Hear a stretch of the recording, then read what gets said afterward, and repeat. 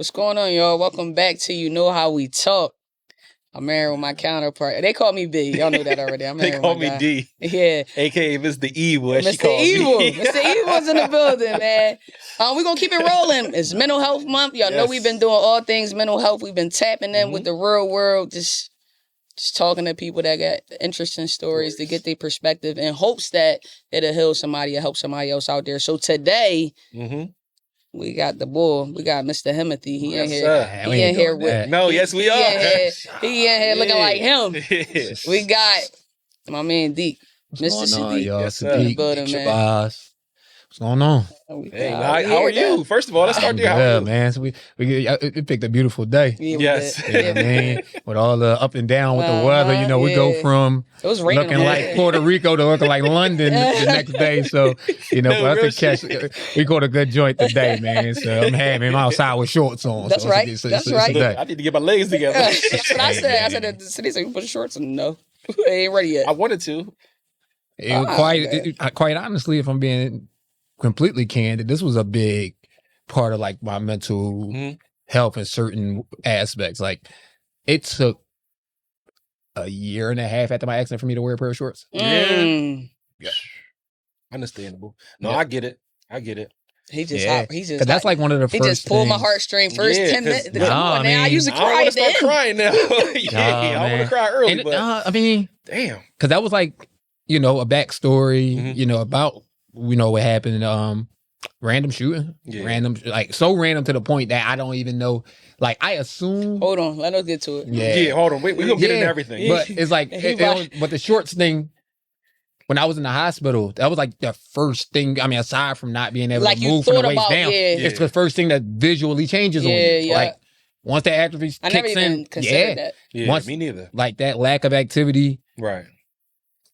The weight loss, you visibly see it. Yeah. It's like visibly the first thing you see is like your thigh area start to get smaller. Right. Sheesh. And I'm talking about maybe a weekend. Like it's very, very quickly noticeable. Yeah. Okay. Wait. Let's jump into it real quick. It's all good. I don't want to cry yet. Oh man. All right. So tell us about you, because they don't like for the people that don't know. Who are you? What part of the city you from? Who is? You want to know what's funny? Like, all right. Usually when people from outside of Philly, at least, ask me where I'm from, and I used to do New York a lot, I just say I'm from Philly. You know what I mean? When you in Philly, that don't work. I know. What part? I know. But it's like, all right. So I was raised in Southwest. Okay. But I'm from South Philly. My entire family's from South Philly. Okay. So we were like first generation out there in Southwest. So like aside from living out there, there was nothing we did out there. We had to go to, always had a South Philly barber, always, my family. Yeah, my family's from South Philly. South Philly, you heard what he said. Yeah, you from South Philly. I mean, if I'm being honest though, too, I love Southwest, but I feel like South Philly claims us. South Philly claims me and my siblings. That's right. It just is what it is. It's a lot. It's a lot. It's a lot of y'all. It's a lot of us. It's a lot of us. I love it. Yeah, we go with love. I'm one of 11. One of what? I'm one of 11 kids. 11? Ooh. And I thought Moon was busy. Right. I'm one of 7. Yeah, not estranged either. Like we grew up, me and my siblings grew up together. Okay. Oh, that's dope. Yeah. Yeah. Because a lot of I'm one of 7, but I only it's not a lot of scatter. It's not a lot of scatter at all. It's only 2 moms involved in the situation in my pop. That's dope. Damn. Oh wow. Yeah, so that's dope. Yeah. You know what is like growing up with 11 siblings? Man, it gives you a very false perception of what the family structure is. Yeah. And I don't mean that. I thought everybody had what I had. And so I was to an age to be around people other than my siblings and realize most people don't. Yeah. Because so basically y'all were tight-knit. Everybody. We're still tight-knit. I'm in a group chat with my siblings now. I know that group chat goes off. Yeah, all day. All day. It's always my anxiety. Yeah, it's always something. It's always something. It's one of those. I got it muted. Yeah, for sure. Hey, listen, you're going to have to at this time. Yeah. Dang, so you grew up 11 siblings in South Philly. Southwest and South Philly. Like, back and forth. Because, back and forth for the most part. Like, different, like I said, my family gave me a very false perception of what other people's family structures were like. Like, we were allowed to stay at my other siblings' mom's house. Her kids were allowed my whole life. Yeah. So how many kids are in your house, like in just your house? On a regular day? On a regular day, I mean, we were that house. So we were the house. Everybody, my mom was the aunt and everybody. So It was way more than us. That's all I'm gonna say. Beautiful though. Yeah, that's was all love. it. Because That's remember, beautiful, bro. that's like old school growing up. Yeah, I'm sorry, that's like old school kids growing not growing up like that. Not at all. They got no siblings. Not at all. So, Yeah. and everybody trusted their kids in my mom's hands. So it was like, it was always a full house. That's dope. That's dope. Yeah. You picture that in the 90s in South Philly and Southwest. everybody with made 11 mine. I'm kids. saying, together? forget the 90s. I'm talking about through me going through high school. And I came out of high school in 08. Me too. Right. What high school you went to? I went to Motivation. Motivation. Yeah. What do they call it now? Well, it's still Motivation, but they moved. Okay. They took over Turner. What's Turner at? Turner. Why am I drawing a blank? 57th in Baltimore. Okay. Oh, All right. yeah. Okay. Okay, yeah. Motivation. Damn. They still got all the other ones. What used to be No, Motivation? man, No, everything kind of closed Everything down. closed. A lot of Everything schools closed closed. down. It's like or- Bartram, Maine, Yeah. all these different It's spots. just It's only Bartram, Maine, Bartram. as far as Bartram goes. now. Okay. Oh, wow. There are no more. Comtech don't exist. What? What? Human Services became Robeson in like 06, 05. Is Bieber still there? I think so. I know That's Brooks how I still grew there. up. Beebe, I Lamberton- haven't heard about Beebe in Lamberton a long Brook, time. Bieber, Shoemaker is different now, right? That's charter school, I believe. Yeah, man. It's Damn. like, it's so many schools. Don't get me to lying. I find out a different school. I find out a different school exists Well, every time somebody they posts a closed at kid. 17. Yeah, they trying to. Trying to. Yeah, I see they had a rally outside of Robeson the other day. Yeah, I think they on the list. They are on the list. They Yeah. they were out there. That's on Look, you. yeah. This terrible. So you had a best friend named Kai. Could you give us a little bit about him? Which you say? Oh, Kay. Kay, I'm sorry. Kay, it's Kay, all no, it's I'm all sorry. good. Yeah, Kay was my best friend. My brother. He's a entrepreneur in Philadelphia. Owned a barber shop since 2009. The classic, still in South Philly. Yeah. Still in South Philly, being ran by his wife. Is it on Broad Street? It's on Broad Street. Yep, right across the street from Southern. Is that where Chef Key Boom had the kitchen in the back? Yes, Kay gave right there. Kay gave. Yeah, that's dope. That's how me and Key got close at that Oh, time. that's I was dope. there. That's my dog. Shout out to Chef Key Boom. I actually just seen Key the other Absolutely. day. But yes, we were letting her use the kitchen, and that was like part of her. Yeah. Come like, up. because he just said Yeah. like you need to That's be. to play the big You part. need to, yeah. He said he basically pushed her like, yo, you need to be doing your own thing. At that Mhm. time, Key would just, do whatever, do little pop ups at people's bars Yeah. or do it at our mom's house. He's like, no, you should be doing this in this way. I'll let you do this. And he was that for a lot of people. Yeah. Damn. He was that for a lot of people, man. He was a great dude. He was a person that loved to see other people win. Right. Even as a person that was winning himself, he was a selfless dude. Which So- is shit he need more of. Yeah. So he had he subsequently passed from cancer Mhm. in 2022. Yeah, because my mom was in 2021. Yeah. So I lost those two back-to-back years. I know your heart was aching for that shit. Yeah. man. I mean, That's be crazy. honest, like not All to the sad hair on things my out. body just stood up. Yeah, Yeah, and not 'cause to it's sad like- things out. Like that's why it's probably a part of why I handled my situation so well in 2023 because Mm. I was still fried from that. Yeah. Like, Damn. yeah. Understandable. So did he have a long fight? I'm sorry. No, Did no, he have a no, long fight? He with had a cancer? long. He kinda. He outlived his His- initial prognosis. Yeah. Like for sure. I think they gave him like 3 to 6 months to live, and he gave us a couple years. Oh damn, he's Yeah. fighting.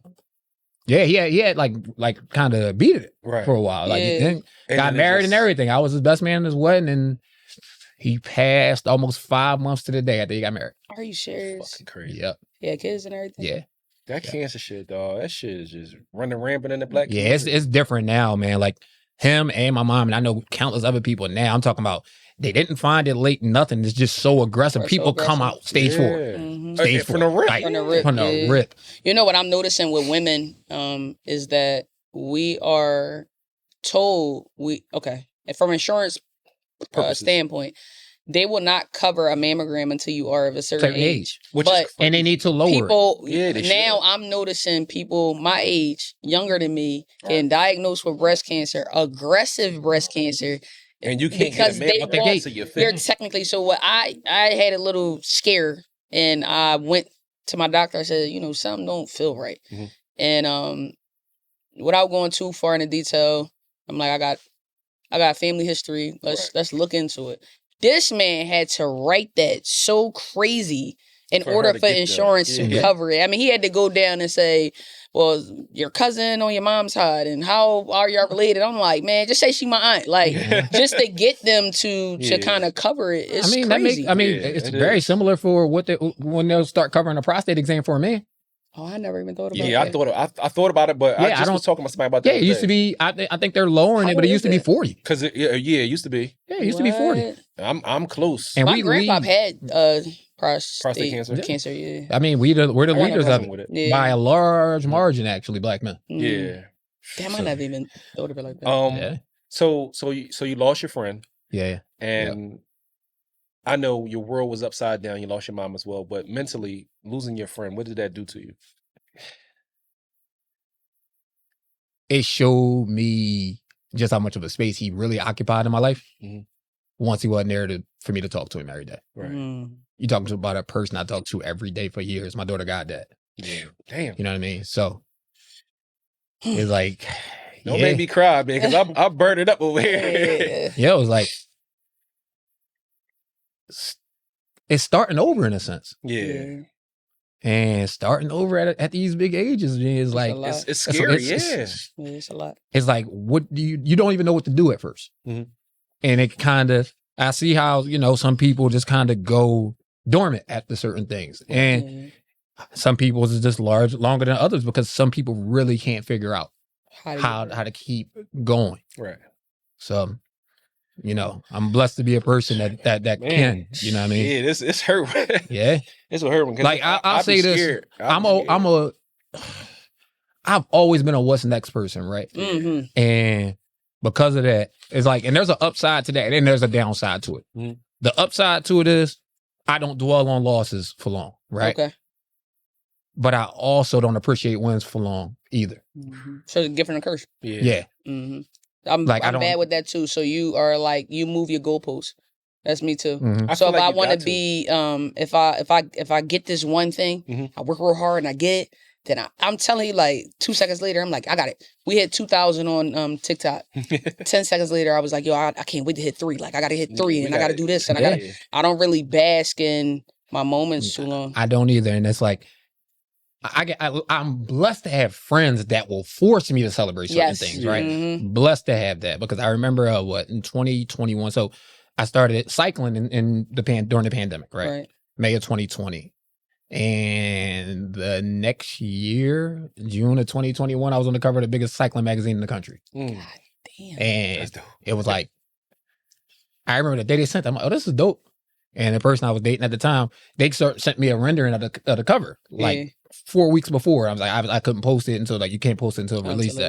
I'm like, oh, look at this. Ain't this? I'm like, it's all right, ain't it? She's like, what do you mean this is all right? Yeah, like, what the hell? This is great. Like, I'm like, let's go have a drink. I'm like, all right. You like already in your brain. Yeah, I'm already past it. To the next thing. I'm already past it. And it didn't even release yet. I was already past it. And it was like, I'm just like, I wasn't raised to gloat. And my dad's an extremely humble dude, extremely disciplined and militant dude. And he always kind of told us, like, if you were doing something worth celebrating, people going to celebrate it.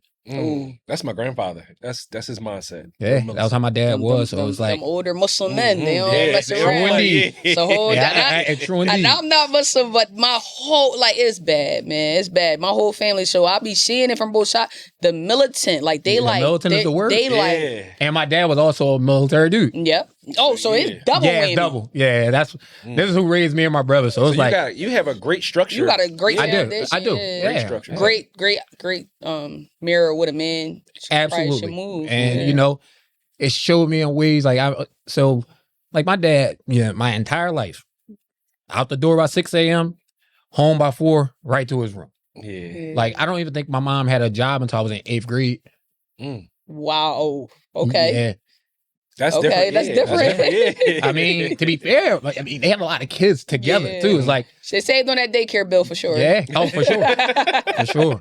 So, but yeah, no, I had and have like my father's still around.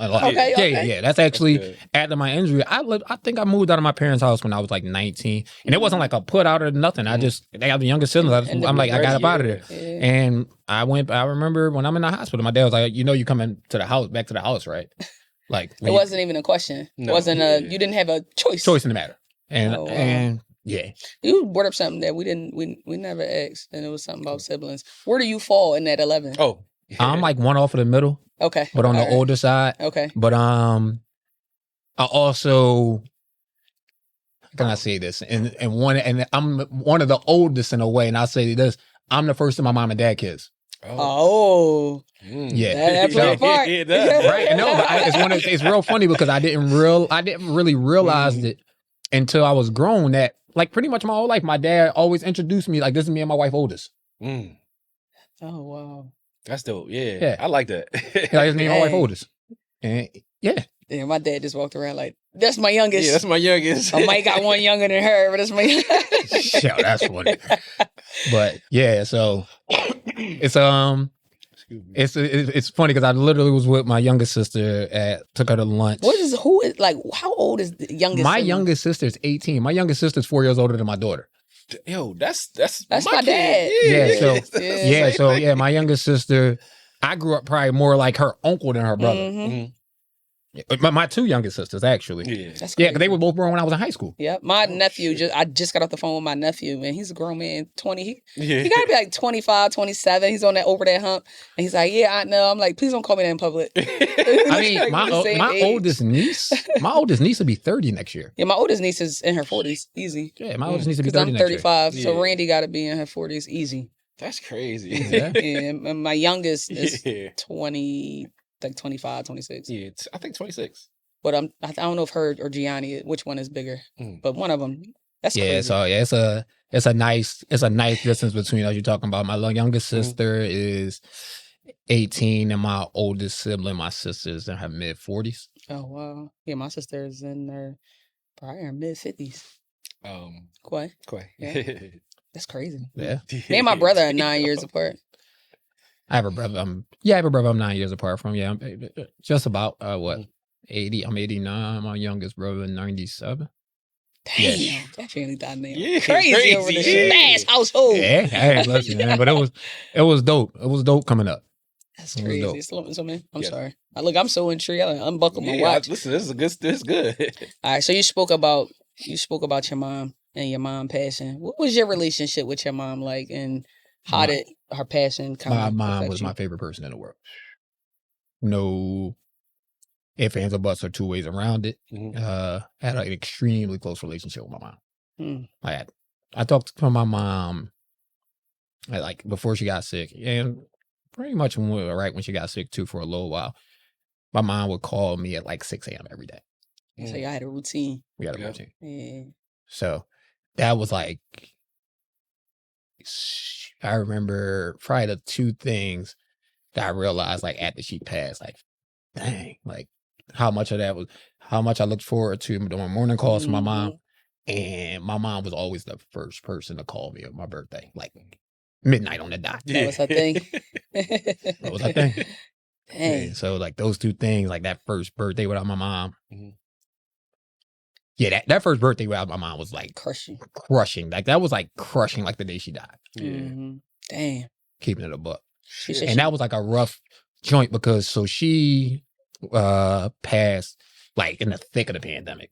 So you talking about and then restrictions everywhere. Ridiculous amount of restrictions. Right? Oh my God. Yeah, so like only one person can go up with her at a time. So it was typically my dad. I was about to ask you, were they still together? Yeah. Okay. My parents were married. Okay.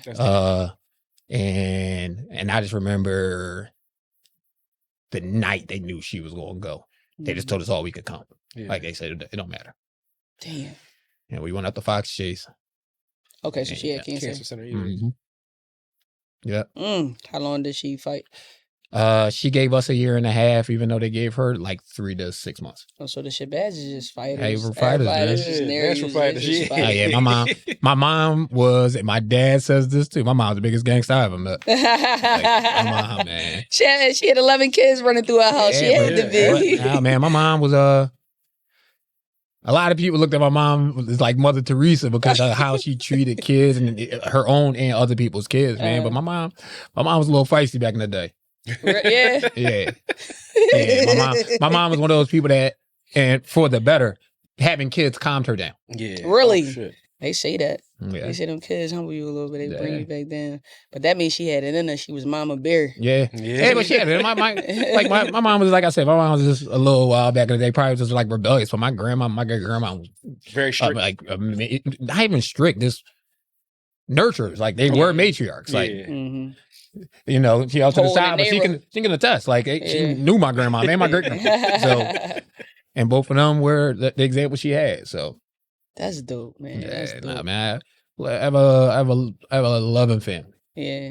So when your mom passed, what did grief look like for you? Like what did that? Okay, so she passed. Boom. Right. Ground zero in the hospital. Your whole world just flipped upside down. How did you handle that? What's next? Yeah. I'm telling you now that my youngest sister 18. So when this happened, she was 13, and the other one was 15.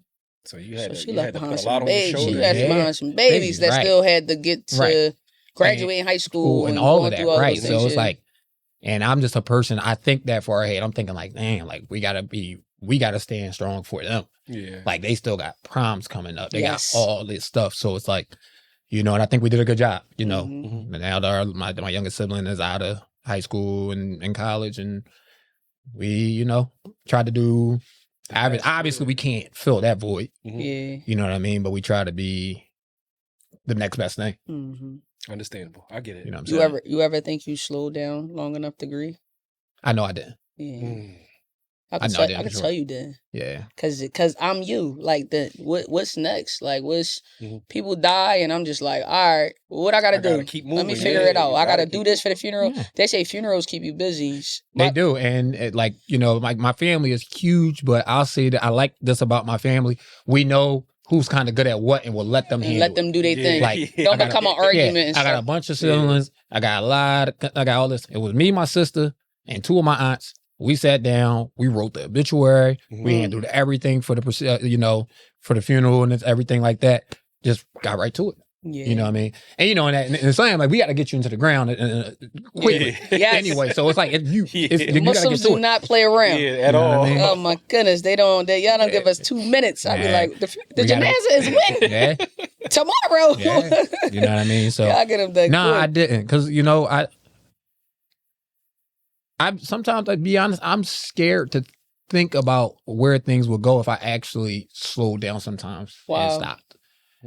Like, yeah, I don't know if I'm gonna get the momentum again. Yeah. So I try not to lose it. Yeah. Damn.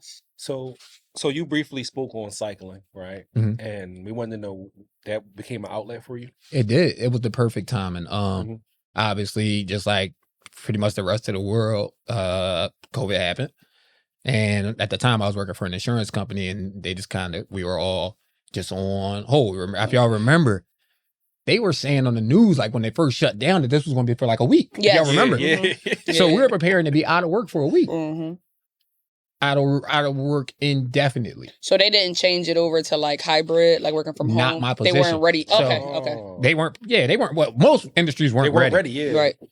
So I was doing underwriting assistant work, and what ended up happening was, because they weren't able to get into the building, I don't even think they started letting people back into the building. I was working on King of Prussia, Wayne area for like a year. Holy so a lot of the underwriting assistants, we were just kind of like, excuse my language, shit out of luck, because they just had a lot of the underwriters just handling their own stuff. Okay. Oh, wow. That's crazy. Holy, so. Because I'm sitting here wondering, how does a black man get into cycling? But black man from South Philly. Hey, mine, it was pretty easy for me. So my job had a gym. So I always used the gym in the building. So the building's closed. If you remember, all the gyms were closed too. And I'm like, what am I going to do? Like, I got to do something. And I didn't want to go, I didn't want to start running. So I was always built like this. So I ran track and things like that. So I didn't want to run. But I wanted an outlet. I'm like, I did. I went on offer up and bought a bike. Me and like three of my homies bought bikes. And we meet at the art museum. Okay. And we just hit Kelly's Drive, MLK, and just did like a laps.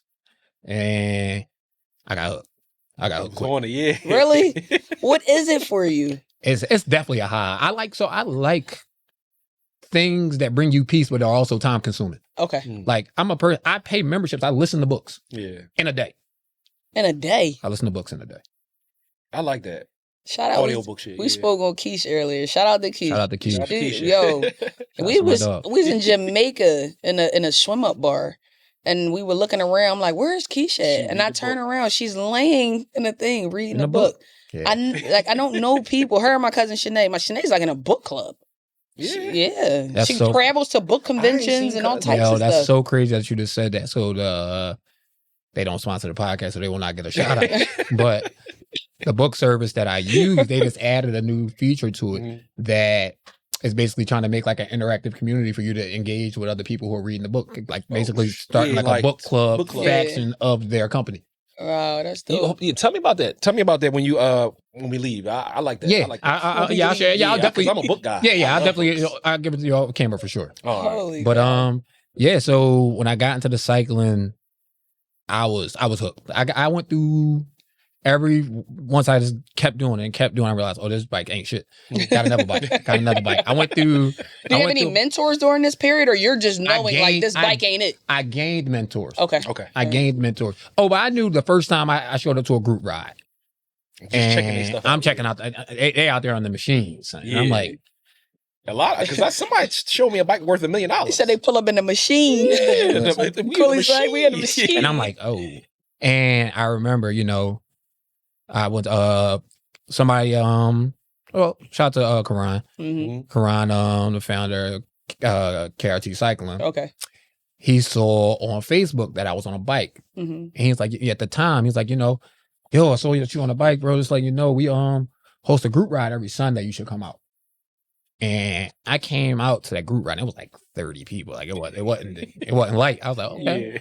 And where'd y'all go that first time? We started in a lot of people start like rides out of the Manny Young Movies parking lot. Okay.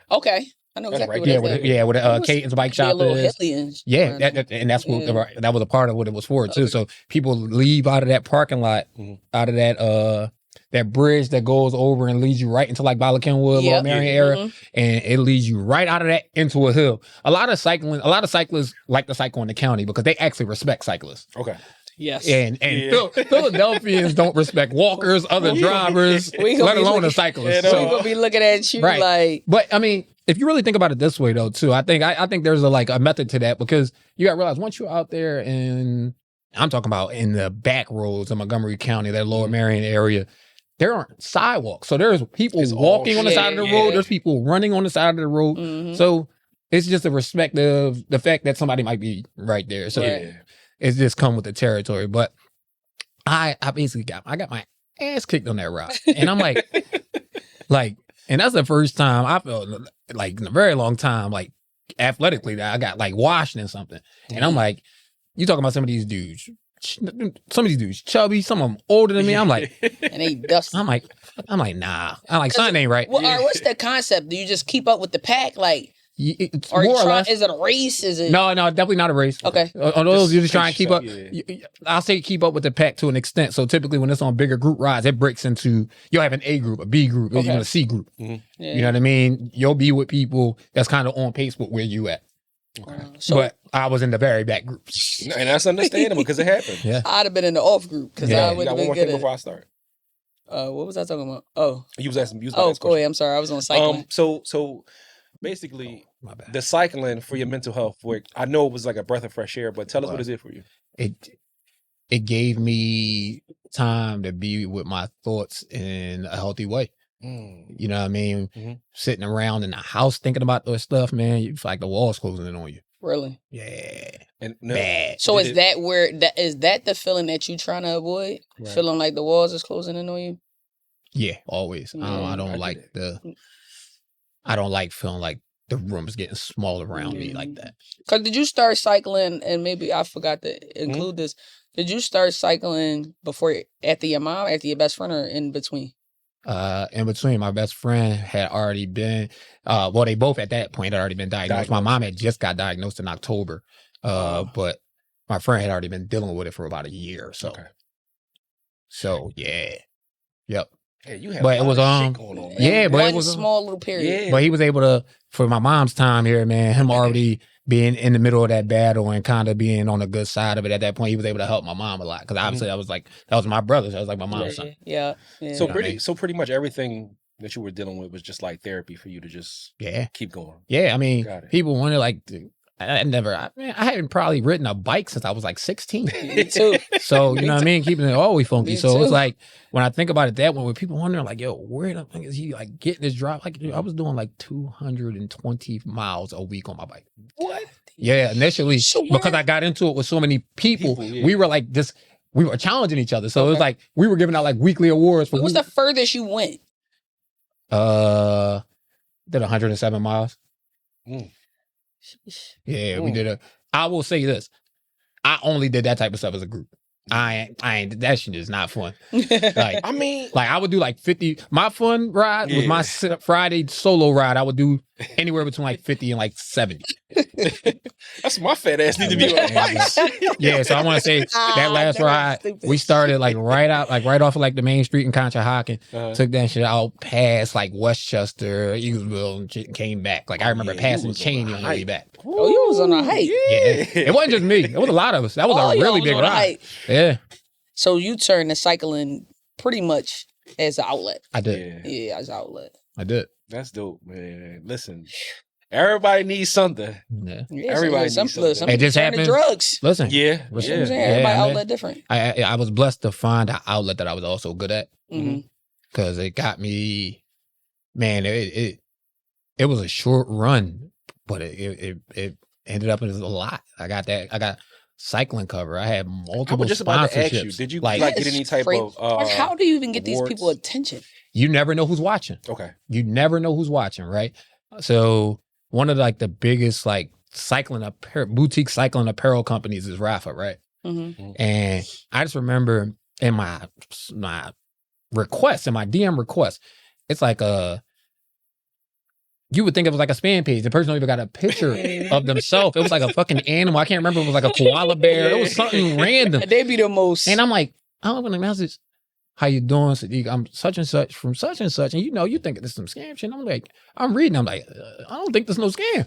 That's me. Yeah. I'm like, and I'm reading it. He's like, just want to do something for you. If you don't mind, send me your email address. I sent them my email address. They sent me a comp for $1,000 worth of gear. Holy cow. That's dope. Said, don't need nothing from we just love to see what you're doing. And hopefully this can assist in what you're doing. Keep going. And me and him stayed in contact. And a month later, I was sponsored. I was ambassador for Rafa. Damn, Yeah. So I'm glad for that. That's crazy. Yeah. And then I guys start checking my requests. Right. Indeed. I'm telling you, for sure. And then maybe about a month or two later, it's like Philly's equivalent, bike equivalent of the car show. It's the Philly Bike Expo. Okay. And it's at the convention center too. Okay. So people, what month is that? Because they just my kids. passed. Yeah. Damn. January. It's usually after a cold month. Show? So it's like cold month. Okay. It's a cold month for sure. And I'm in there, and after I made the cycling cover, you don't be realizing. I guess it's where the too humble shit kind of comes in sometimes. I'm wondering why everybody speaks. I'm like, hey, so you was on the cover of bicycling, like they work in the bicycle industry. They know who you are. You already said next joint. Like, I'm not thinking about it. So it's like, and I remember one day a dude at the bike expo was like, hey man, can I get an email for you?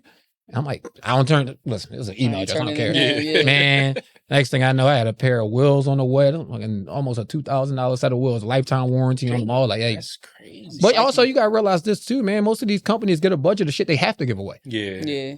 You know what I mean? And it's up to them. And that's where the people in those professions live up to their title. Like, you got to find the right ways to allocate that. Yeah.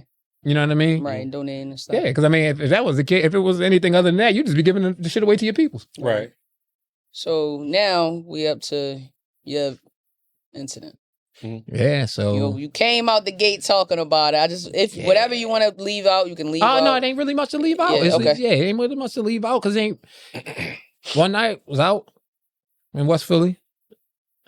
Got hungry, grabbed something to eat real quick, and I'm walking down the street, and I'm like, I wanted to get an Uber. I really wanted to eat this food, right? So I'm like, all right, I'm just gonna walk a couple blocks real quick, and then I order it.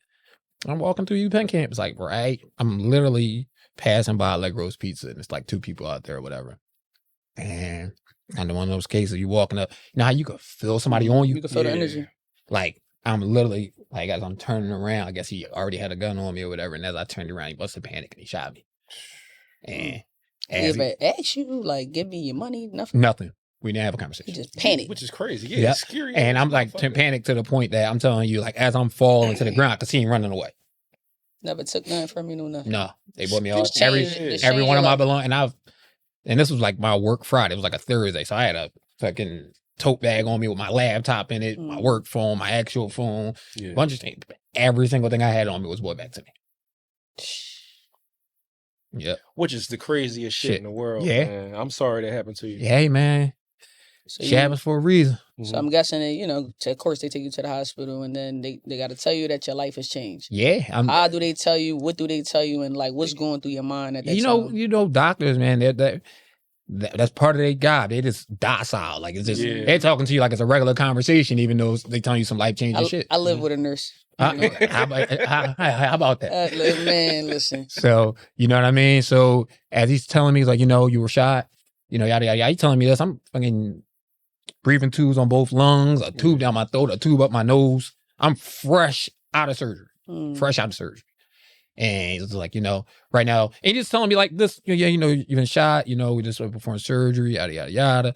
At this time, you're paralyzed from the waist down. It's like, yeah. He said it just like that. How many days after the surgery, like that after you got shot? That was hours. Hours. They had so to rush me into surgery. Both of my lungs collapsed. Yep. Yeah, and then this man talking to you, and he said just like that. Yep, you get like you wake up, see all you know people in the gowns and all that. You know what I mean, all the people that was in the surgery and the main doctor. Just over. Yep. Yeah, that's crazy. So what's going through your mind at the time? That's why I say I maybe might be too much of a what's next person. I'm just like, he said, nod your head if you understand me. I ain't crying nothing. I said, like, I couldn't talk because I had to do that. Okay. So I'm like, yeah. Something like this. But in fairness, I was willing to take whatever would come with it because I thought I died. So, yeah, because waking up was like, when you got shot, like, did you feel yourself about to lose consciousness? Yes, I was the one. It was nobody else out there. So it was like, thank God I reached for the right pocket first. I got my phone. I called the cops.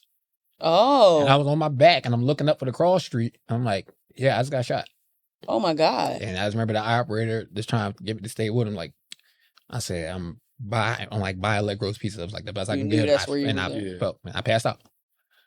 I was found by. Were you so in shock you felt no pain? I felt zero pain. Okay. And he shot me twice. What? Damn.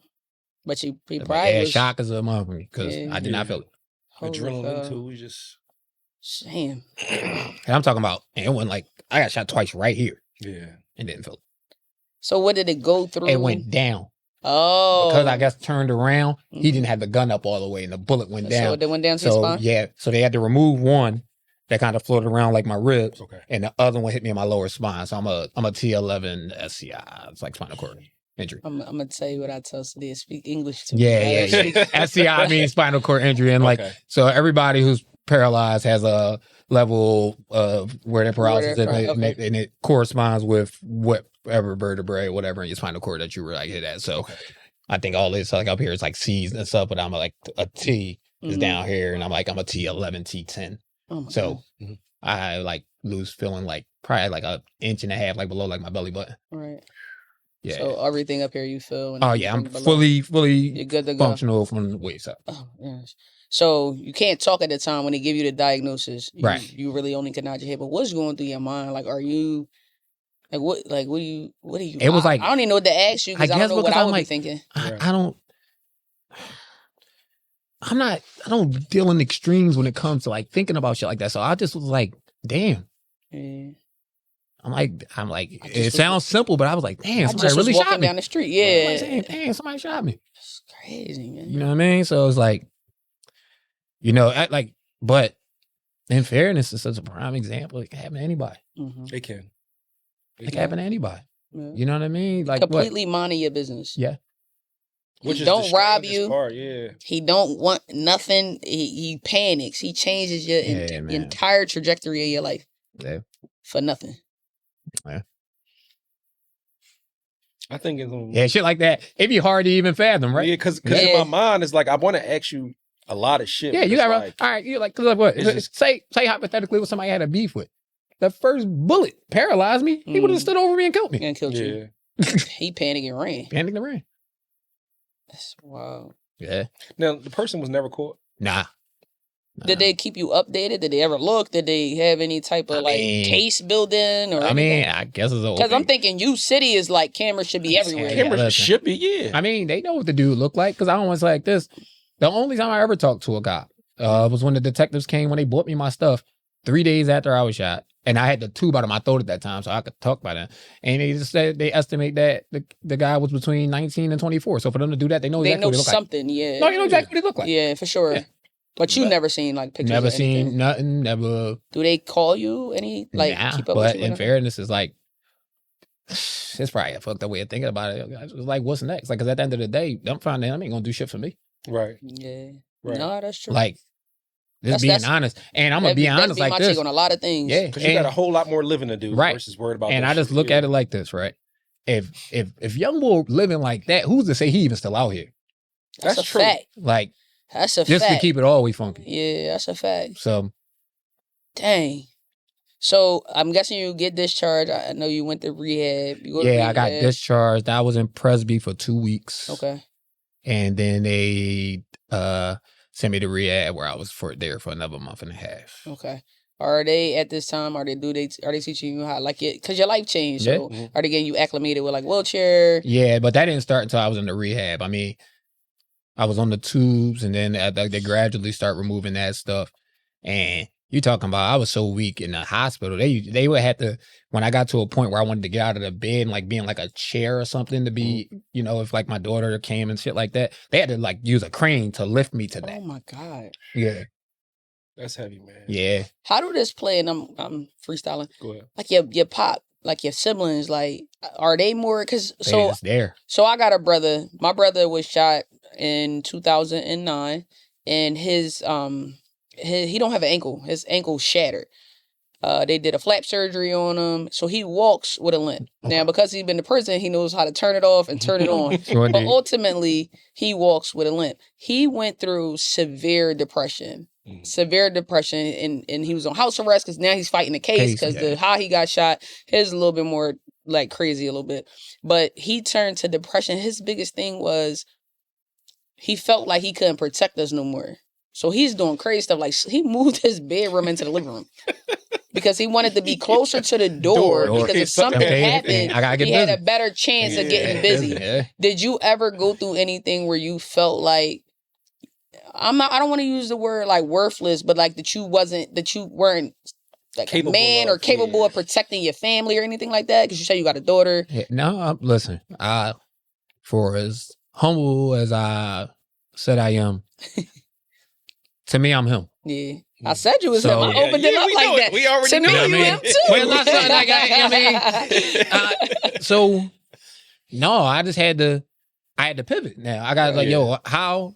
I didn't shit change about my responsibilities when I got shot and fucking paralyzed. Like, so I still had every bill I had. I still had my daughter. I still got my little sisters. I still got all of this. So it's like now, no, you got to figure out how to best handle this shit. And like, so I didn't really have, I could say this was a blessing. When I got shot, I was in the best shape of my life. Yeah. Okay. So you talk about, this is something I learned in that rehab.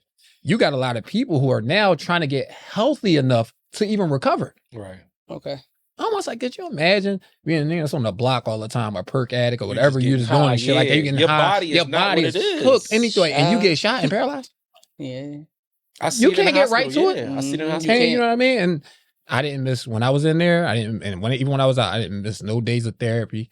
Got up every time, went down there and did that because when you're in that rehab, they can't make you do it. Yeah. Oh, so you could turn it down? Yes. Yeah. Shit, I thought you had to do it. Oh no, they can it's people that sit. It's people that sit in that room, depressed, don't want nobody around. Kick the nurses out, all types of shit. But I tell you this though, there was no. That's why I know my support system is different. I didn't spend a day alone in the hospital. Yeah, not a single solitary day. You had the room popping every day, as you should, because he helped. So it got to a point where Presby was just like, just let them up. Like his group, they're quiet. They're not really about nobody. Like, because people, they're like, all right. They try and like when you get big groups up there, they try and deter. They try to get some of y'all to leave. Yeah. And everybody's like, well, I'm going to wait in the lobby until it's my turn. Until it's my turn. Yeah. So they started letting me have more people up, and and I had dinner. My aunt bought me dinner every day to the rehab center because she lives close. I had homies bring me breakfast every day. Shout out to the nurse that you live with. Every day. Need a Gatorade? You need something? Like, you can bring me a Gatorade. She's amazing. What I mean? Yeah. So how hard is it for you mentally though? Because you turned to cycling as a gateway, right? And then you not only can you not walk no more, you can't do the one thing that you turn to. How hard was that mentally? It was hard, but it made me realize just how short of a time cycling was even in my life. Okay. Because how long was it? 2 years. Hold on. 2 years. So how long? Time, okay. So your best friend passed away, right? Yeah, 2022. Okay. Mom passes 2021. away. Okay. Mom passes away 2021. Best friend passes away 2022. I get paralyzed in 2023. Oh yeah. I see what you're saying. I see exactly what you mean. Damn, man. Yeah. So now you have a daughter, right? Yeah. How does that impact your healing? How do you you know what I mean? And that I ain't gonna lie, that was gonna be the make or break how she handled it. I ain't even gonna hold you. You ain't gonna And you want to talk about handling it like a fucking champ. How old was she at the time? How old was she at the time? If she's 14 now, she was 11. Damn. Okay. Damn, so she's young. Yeah. Wow. And how was it? Like, what got you through? How was her demeanor? Never down. Really? A fucking smile every time would come and spend Sundays with me in the joint for hours. Just have her mom drop her off and just be in the room, just me and her. She would just go over there. I remember she would set up 2 chairs with her blanket and just be over there on like an iPad. She didn't really want to bother me, but she just wanted to be there. Just wanted to be in your. Oh, that's beautiful, bro. Yeah, and my daughter's the only child too, so it's like. Oh, that's beautiful. Yeah. Oh, that's amazing. So now, of course, your daughter is going to always be a driving factor. But besides having that, what else keeps you going? Family. You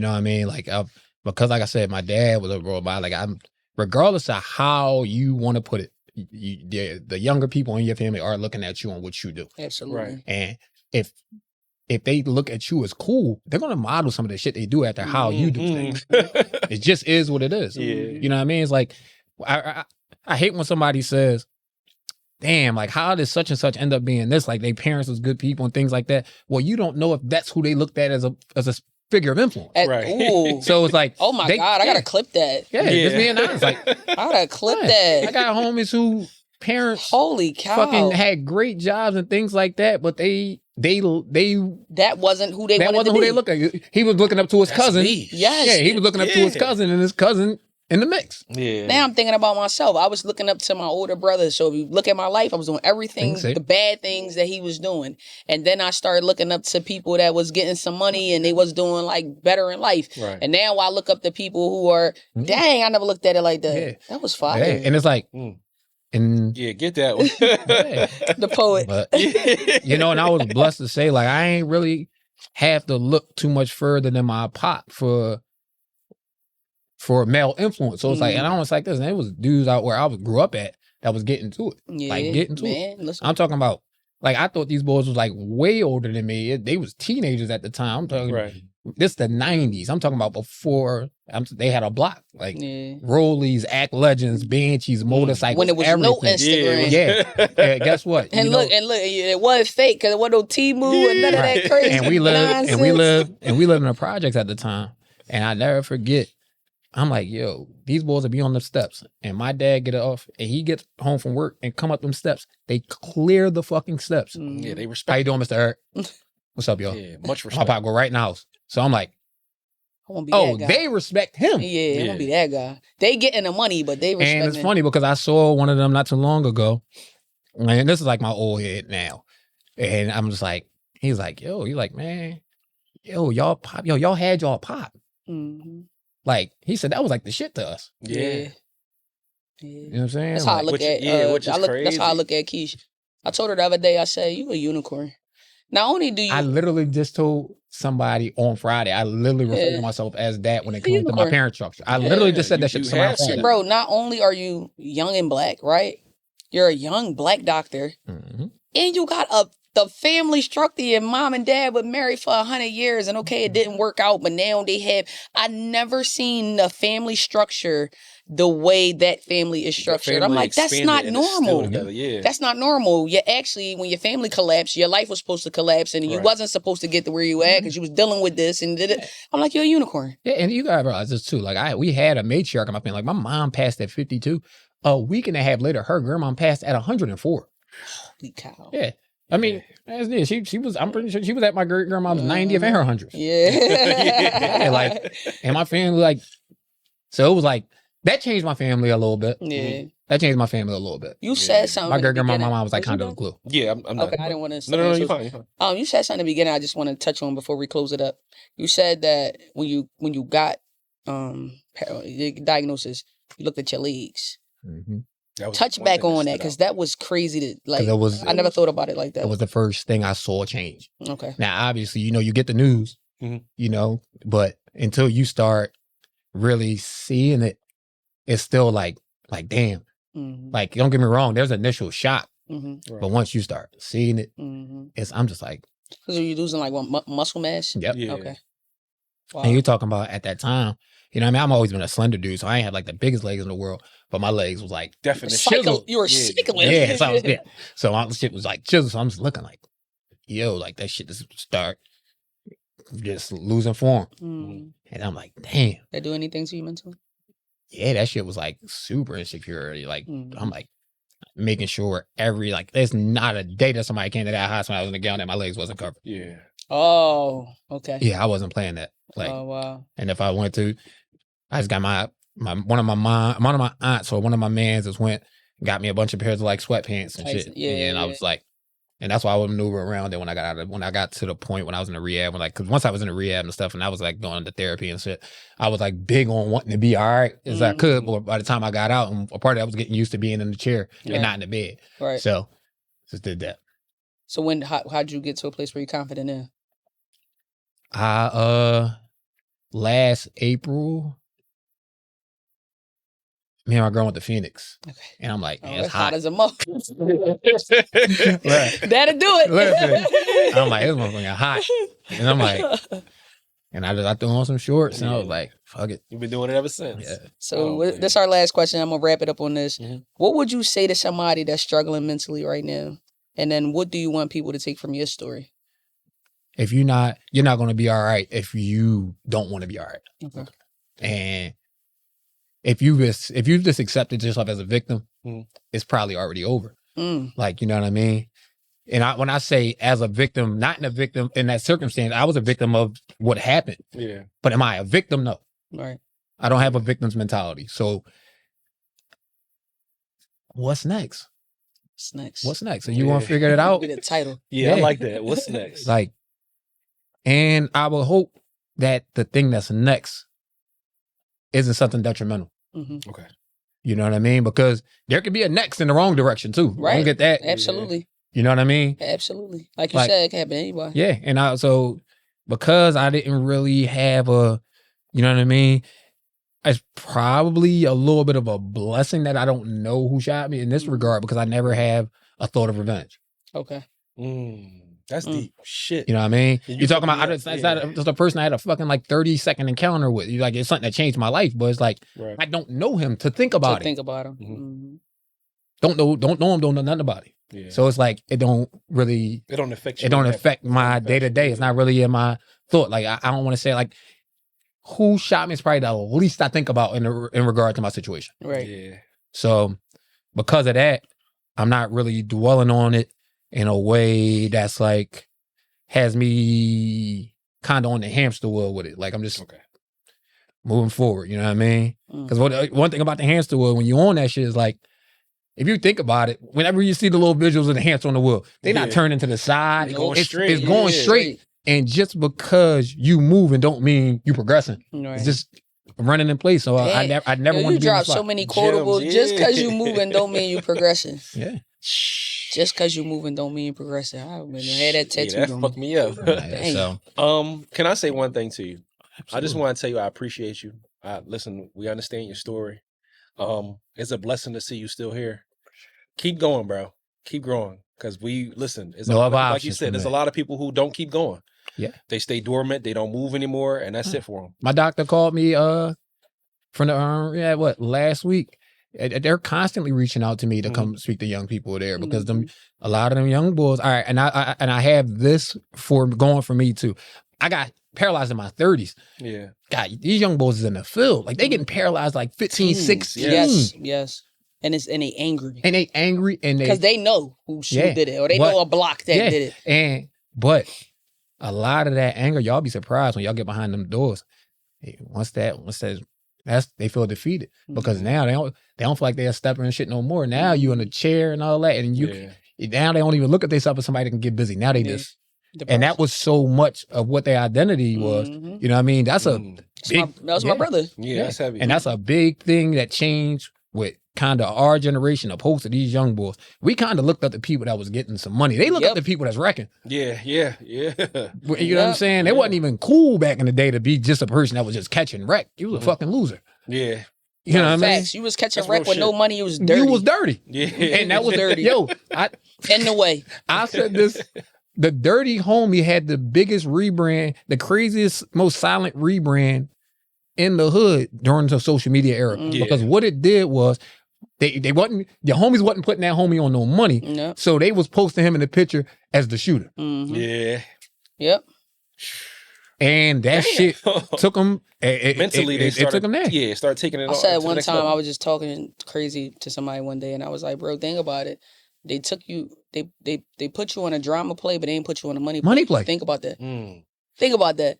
You got a homie that'll call you for some drama, right? But they don't call you when they get some money or they find out a new way to make ends meet or something like that. They only call you for the drama. Think about it. It's not a real friend. Yeah, it's not. And that's how I know a lot of shit be schemes too. Because I'm like, you talking about this person about to tell you how to get. It's like, yo, I can get you can get this with this, right? So you telling me a person that won't even tell you if their job is hiring gonna put you on a fucking plate for some stacks? Like, what are we talking about? Okay? It's all wild, man. But no, I really appreciate y'all reaching out, man. We appreciate you, man. I know we like you said, it's a lot of young boys in the city that's getting sat down in these chairs or they're hitting their head and they never the same again. I think it's just important to have somebody here that can talk to them and let them know, like, this ain't what you... It can happen to anybody. That's first off. Your story is unique because it don't involve the streets. You literally minding your own business. And it could be anybody. But like you said with that, and that's why it was hard. And I'm gonna be honest, I've turned down being in like a lot of groups that like come together, like that talk about this shit because I don't feel like I have a resemblant story to them because a lot of them was in the field and they know exactly why it happened. And it's like I didn't be honest, I didn't want to sit down and consistently listen to that because I didn't want that to program me in a way. That's not my story at all. So, but in fairness though, it ain't about it being my story. It's about so many people is still here because they have that outlet. Right. You know what I mean? So I'm a little more open to it now. But I was vehemently against it coming out. So just continuing I'm actually looking to do a lot more speaking in the space. Right. So I'm pivoting into that. Okay, man. Well, we appreciate having you, bro. Thank you for pulling up on me. I really appreciate it. No problem. Much respect. For how we talk, Mental Health Awareness Month. I told y'all last month how I was coming for mental health awareness. Y'all know I take mental health awareness very serious as a person that suffered from depression and grief and all of these things I never handled. It mean a lot to me. So again, thank you for coming, and we'll see y'all next Wednesday at 9:00. Peace, y'all. Thank you.